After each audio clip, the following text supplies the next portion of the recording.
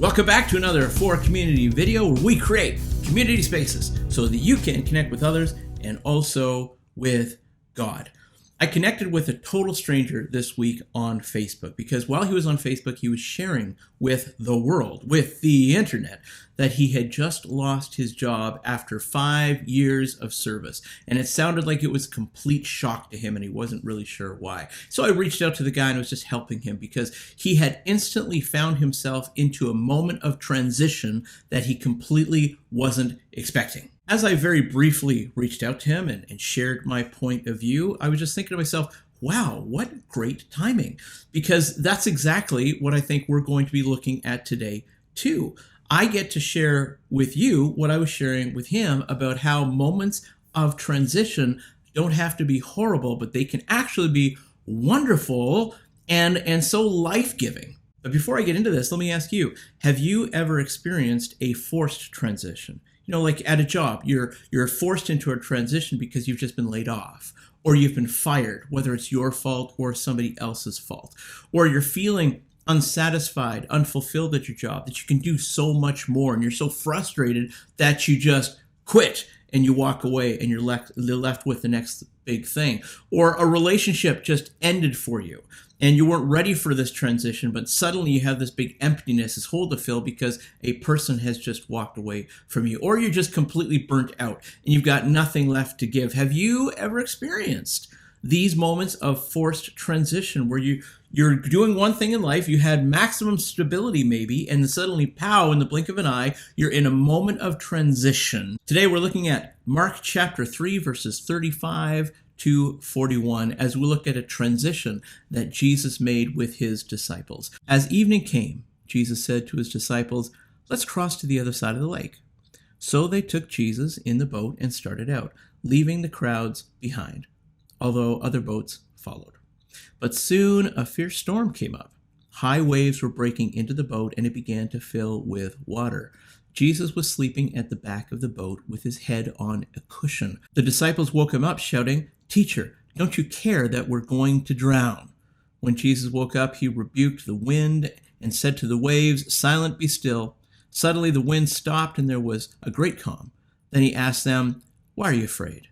Do you still have no faith?" The disciples were absolutely terrified. "Who is this man?" they asked each other. "Even the wind and the waves obey him."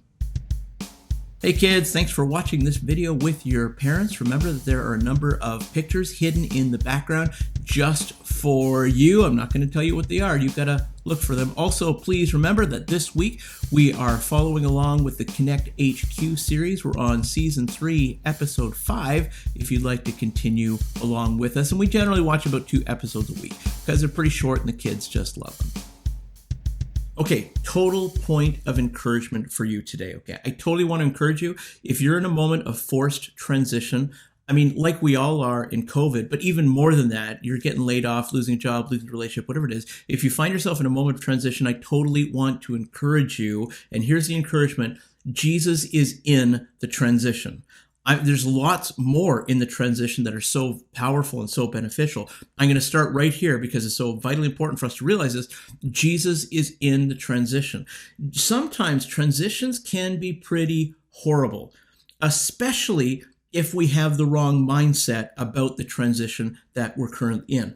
When transitions feel horrible, it's usually because they've taken us by surprise. They've left us without a plan. We don't know what our next step is. And it probably messes around with our income and leaves us with a sense of insecurity, and it damages self-esteem. And all that's going on, but that's not all that's going on. So in this text that we're studying today, we're looking at today, Jesus and his disciples made some pretty significant transitions. The transition that I want to focus on is the transition that the disciples are making with Jesus as Jesus is bringing them from this hyped up moment with them being surrounded by a crowd and doing some really awesome stuff to being in a boat that's about to be capsized and they may lose their lives is what they're feeling, okay? The disciples had been working with Jesus. They'd been in a really great spot, okay? Lots of stability here. They're serving. You know, they're feeling reasonably significant. because of how popular Jesus is becoming. Large crowds of people are coming to Jesus, flocking to Jesus, and Jesus is healing them, and Jesus is casting out demons. And the disciples are in the very center of all of this action. The disciples are in the center of the spotlight, everything that's going around. And then just like that, boom, it's done. The accolades are done, the crowds are over, and now they're in a boat, no more resources. It's just them all alone in a boat that's about to get capsized because this weather is coming all over them. Is that resonating with you at all? Just a group of people, or you, being at the center of it all, having maximum stability and having the time of your life, and suddenly, pow, it's over. Like the disciples. Have you ever had that moment in your life when you were on track, you had a plan, you liked your trajectory, and then suddenly, boom, the bottom falls out, and now what are you going to do? You just didn't plan for this. No warning, no severance, no job lined up, no plan, nothing. You're just done. I'm going to encourage you. There is so much hope in these forced moments of transition, and I don't want you to miss them. And this is real. This isn't me spinning a bad scenario so that you just have a positive outlook and just make the best. When life gives you lemons, make lemonade. It's real. The benefit that we can find in these moments of transition is real, and I want to help you not miss how beneficial these moments of transition can be for you. So please join me in discovery in this text. I'm going to share with you my opinion of what I think this text is telling us, and I'm going to share with you my opinion of how wonderful transitions can be if we take advantage of the moment that they're giving us. First of all, about transitions, I want us to understand that transitions are moments when you're being called somewhere new.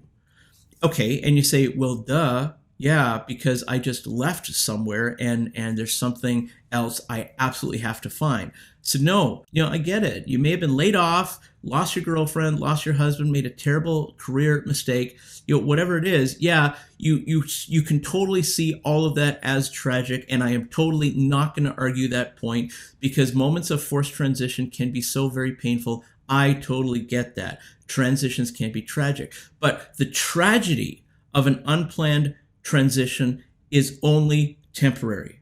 The good news is that it's not over for you. You've still got a lot more life to live. You've still got more room to grow, and this is a moment to be growing.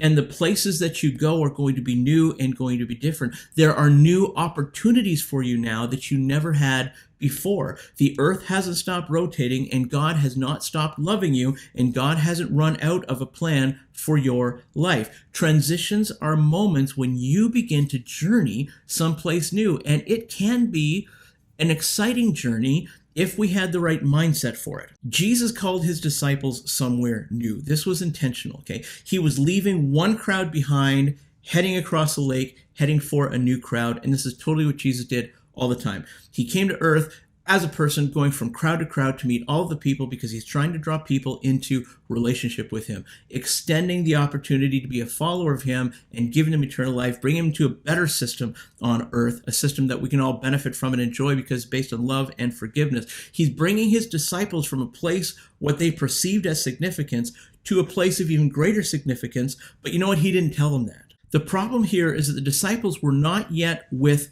the program. They had not yet really figured out Jesus, his methods, what he was doing. They had no idea what was really going on. They couldn't see the big picture. All they could see was the small amount of life, of reality that was all around them. They were transitioning because Jesus was calling them to something new.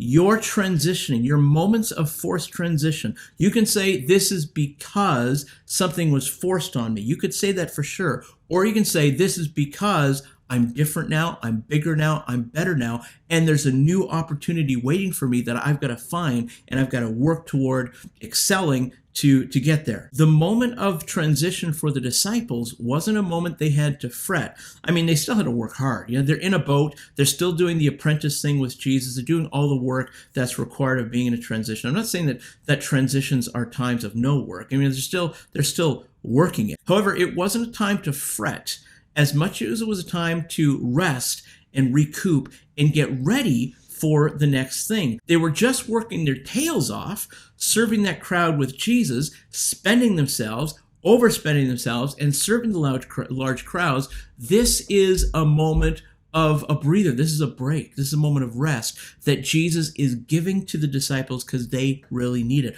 Sometimes these forced transitions, the purpose of them is just to give us a break, just to give us a rest, because life, pre-COVID anyways, was so incredibly mind-blowing, busy. All of us pretty much were adrenaline junkies, going from one activity to the next without any downtime. Moments of transitions help us to reclaim a sense of peace and allows us to take a moment of rest. During that time that the disciples had with Jesus in the boat, they had time together, they were building relationship, and they were getting rest. Please don't miss this awesome part of what it means to transition.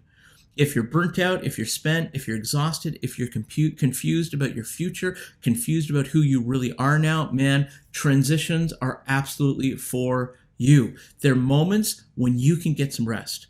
I mean, you're not on vacation, obviously. You're not living the dream at the moment, obviously, but you are refueling and you're reconnecting with two very important things. You're reconnecting with yourself, reminding yourself or getting to know who you are now, and you're reconnecting with God, reminding yourself, letting Him remind you that He loves you, that you're cared for. He's got something big for you on the horizon. Transitions are moments when you are being called somewhere new. It's not just a negative circumstance that's been thrust upon you. It's also intentional. It's a time that you can get some rest and try to figure out, okay, now that I'm recharging my batteries, what's my next step? Who am I now? What do I now bring to the table now that I have more experience? What can I look forward to with the new opportunities that are now open to me because I'm in this moment of transition? Second of all, transitions aren't signs of weaknesses. This is so vitally important, and we have to get this right, okay? Otherwise, we're going to beat ourselves up about our moments of transition. Transitions are not signs that you're weak and you're not valuable, okay? Did you lose your job? Did you get laid off? Did you get fired? Did your car stop working and now you need new transportation and you weren't planning on that? Did your boyfriend or girlfriend just dump you? Are you now an emotional wreck? You're not going through this transition because you are weak, because these moments of transition sometimes can leave us feeling weak, can leave us feel exhausted, emotionally spent. I gotta tell you though, you're not going through this because you're weak. You're going through this because you are strong and you have something different to offer on the other side of this, something more maybe to offer on the other side of this, where you don't have to make horrible compromises to be something that you're absolutely not. And you can find a better opportunity for yourself that's in alignment with who you actually are and the gifts and the strength and the tools that you bring to the table. The moment in the text here is a time of transition that Jesus led his disciples, his lead team, to. They had left this place of ministering to the crowd, serving the crowd, in order to find new crowds to serve. Jesus didn't remove them from the big crowds because they sucked, because they failed, because they were horrible. Absolutely not. These are the very best kingdom agents on the planet at the moment. This is Jesus' insiders that he's going to rely upon to do greater leadership work. What he was doing, which the disciples couldn't see, but what he was doing is he was moving them because he had much bigger plans for them. Believe it or not, the disciples outgrew that crowd. The disciples outgrew their role as apprentices by this point in the journey. And actually, in just a couple of passages from now, Jesus is about to send them out and release them to go find crowds of their own to do the same work, or a similar work anyways, that he was doing. They're getting bigger, and they just didn't recognize the reality of their personal growth, what they brought to the table, and what they were capable of doing now. In the case of this story, this transition doesn't happen because the disciples are weak. This transition happened because the disciples are much stronger than when they used to be. They're now being called to greater examples, greater expressions of agency. Strong agents are transitioned because Jesus has new and different work for them to do. So please listen to me. You person that's been thrust into a moment of transition, whoever it is you are, you're wonderful. Please keep your head up. It's not you, it's a job. It's not you, it's them. It's okay. Transitions aren't a sign of weakness. You're bigger and you're better now than when you began. You have far more now to offer than you did originally. You're in transition because there's something bigger or at least something different out there for you that you're now equipped to do that you may not have been equipped to do before. You're bigger, you're badder, you're meaner, you're tougher, you're stronger, you're happier, you're better. Okay, you're moving towards something that's more in alignment with the growth that you've had since you've started before this transition. I got to say this though, this is so important. Transitions are also filled with deadly traps. This is real, man. If you're in a moment of transition, you have to be aware that there are deadly pitfalls, deadly traps in moments of transition. But because you're going to be aware of them now, they're not going to take you down. When you're in a moment of transition, it is really easy for you to be tempted to jump into things that would give you a renewed sense of stability. And often what happens to people is they jump too quickly and they miss the benefit of the transition. They miss the opportunity that transitions have for them. Now, I'm not saying if you've got a job offer, don't take it. That's totally not what I'm saying. But what I'm saying is don't surrender to the transition as though it's telling you you're only worth this small thing that's now being offered you. Don't do that. When you've been laid off, it's really easy to take a job that's a horrible fit. You might have to take that job just to keep food on your plate, but that's not your ending spot. The trouble when we're in these transitions is we take these jobs or we take these opportunities that are smaller than what we're capable of, and that's where we stay. We get into the mindset that says our transition proved that I am weak. My transition proved that I'm not worth much. Therefore, I'm going to take this job or take this opportunity that doesn't really fit for me. It's less pay. I hate the work, but this is all that I'm worth. Don't do that, man. That's a pitfall of the transition. That's when we allow negative circumstances to define what our personality is, to define what our worth is. That is a total trap during these moments of transition. I'm not saying you don't go for a job if a job comes your way. That's not what I'm saying. I'm just saying that might just be one of the stops, one of the steps during the transition. It's not where you stop. It's just a moment of grace that God's allowing you to put food on the table while you're working towards trying to figure out what is the bigger and the bester thing for me as I'm moving forward. I notice that all through the Gospel of Mark, challenges come to end the journey. Like all through these transitions, you notice that in Mark, every single time the disciples are in transition, every single time the disciples have a growth spurt and they don't recognize all the more that they are now. The challenges come that try to completely knock them off their game, so they regress back to a lesser version of themselves where they have grown to. During this particular transition, the challenge was the storm that came with the potential of ending their lives, preventing them to reach the next crowd, preventing them from ending this transition in a much better place. I mean, Jesus had some really big things lined up for them, right? But I mean, the storm is huge. It's overwhelming. It's got the potential to kill them. So what do? They leaned into it like it was their fate, like it was their end, like it was all over, like the transition was evil and it had beaten them. They totally surrendered to it, and that's not what transitions are for. All the while they were committing themselves to the perils of this evil transition, they totally disregarded the reality that God was in the boat with them. And God is in the boat with you, regardless of how personally you feel you're connected with God. God is still in the boat with you. It's funny, man. They just had to tap the guy on the shoulder and say, hey, Jesus, remember all those miracles you did back there with the last crowd? Remember all those healings? Remember all those demons you cast out? All that radical stuff that we just came away from? You got something for this? I mean, you're the one leading this journey. You got a plan for this part of the journey right here? They totally didn't just tap Jesus on the shoulder and lean to him and trust him. Instead, they surrendered to the negative moment. Please don't miss this. We've gotten to the point that if people can't see and applaud our work, then therefore we say it's not significant and it makes us meaningless. If we can't get people to pin it, to post it, to share it, to like it, to heart it, to subscribe, or to follow because of it, it's nonsense and it's meaningless. It just doesn't matter. So in those non-public, quiet places, like where the disciples found themselves in this part of the story, those are moments where self-doubt take control of us.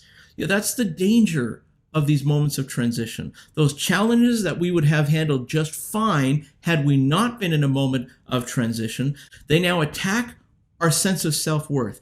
They now attack our self-esteem, and then we do things that are completely not really who we really are, and we sell ourselves kind of short, and we sell God kind of short. The disciples, now that they weren't in the public eye, they kind of felt insignificant, like all the power had left them. And for us, sometimes when we go through our moments of transition, we're no longer in the public eye, we're no longer the center of attention in our little part of the world, and suddenly we feel that we're so insignificant that we can't rise above the problems anymore, and we completely lose our sense of self. We completely lose our self-efficacy, our self-agency, and we succumb to it. We argue with people, we lash out at people, we start fights, we get lawyers, we sue, we tell bad stories that aren't true to make ourselves look like heroes and others look like they're demons, all because the challenge we face during the transitions are so much that it attacks our self-esteem, and we just can't handle that. Brother, sister, friend, you are worth way more than that. You are worth way more than what you do publicly.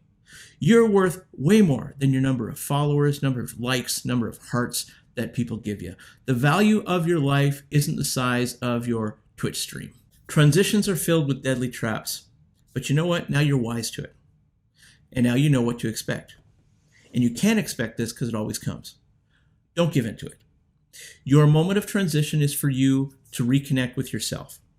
You have grown, you're more experienced, you're bigger, you handle responsibility better now, you know more, you just learned a valuable lesson that's going to save you maybe from being fired next time. You're a new person, so take a moment to reintroduce yourself to yourself and say, hey self, this is the new me. This is now what I bring to the table, and this is the new stuff I can now offer that I couldn't before. Therefore, new possibilities are now opened to me, and I need to be exploring them. Your moment of transition is a time of learning.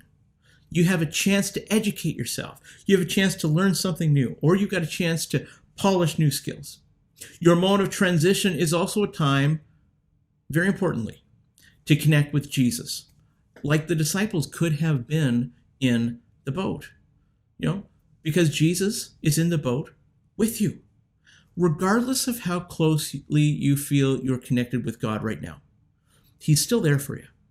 He loves you, and He wants to go through that transition with you and bring you on the other side of it stronger. By the way, He's not just sleeping in the bottom of the boat anymore. This is post-resurrection now. He's wide awake, and He's got this unblinking fascination about you because He loves you so much. Here's a takeaway. One sentence I'd like to leave you with. Would you please trust Jesus in your transition? Can you do that? Trust Jesus in your transition. You got a lot of reason to trust Him. And I know that transitions suck. I've been through a bunch of transitions and they all suck. However, they're all also gifts. It's a paradox, right? Because at the same time they feel sucky, they're also a gift. It's like the suckiest kind of gift on the planet. And it also becomes the very best gift on the planet. Because we can refuel, we can rest, and we can become better, we can become more. And we position ourselves to the better opportunities that we couldn't see while we were so busy doing that previous thing that we just transitioned away from. Man, don't take it personally. Don't lose your self-esteem over this. If you got fired because you did something dumb, man, just learn from it. And it's a good opportunity to learn from it and just pick yourself up and keep going. World's still spinning, still jobs out there, still people around. You're not done. You got so much more, and you're so much more valuable than your feelings about a time of transition can cause you to feel, okay? So trust Jesus in the transition and take the opportunity to get to know Him more, right? Like start by praying and say, Jesus, where are you in this? Give me a hand here. What do you want to teach me through this moment? Okay, that's it from me to you for now. I would love to hear if you've got an opinion on this text. That's my opinion.